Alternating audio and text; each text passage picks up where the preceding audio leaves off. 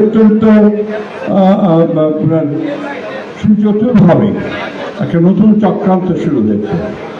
এই চক্রান্ত হচ্ছে বাংলাদেশকে আবার অস্থিতিশীল করা, বাংলাদেশকে আবার বিপদে নিমজ্জিত করবার জন্য। এবং বাংলাদেশের যে প্রতিষ্ঠানগুলো রয়েছে, যে প্রতিষ্ঠানগুলো এখনো বাংলাদেশের স্বাধীনতার সার্বভৌমত্বের ক্ষেত্রে, তার রক্ষার ক্ষেত্রে অত্যন্ত গুরুত্বপূর্ণ প্রয়োজনীয়, তাদেরকেও বিতর্কিত করে ফেলা হচ্ছে। বিশেষ করে সেনাবাহিনীকে বিতর্কিত করা হচ্ছে। এটার পেছনে কোনো মহৎ উদ্দেশ্য থাকতে পারে না। এটার পিছনে উদ্দেশ্য একটাই, ঠিক অতীতে ফ্যাসিস্ট সরকার আমলে যেভাবে বাংলাদেশের স্বাধীন সার্বভৌমত্বকে বিপন্ন করা হয়েছে, আজকে আবার বাংলাদেশের স্বাধীন সার্বভৌমত্ব যেন বিপন্ন হয়, আমরা যেন আবার অরক্ষিত হয়ে পড়ি।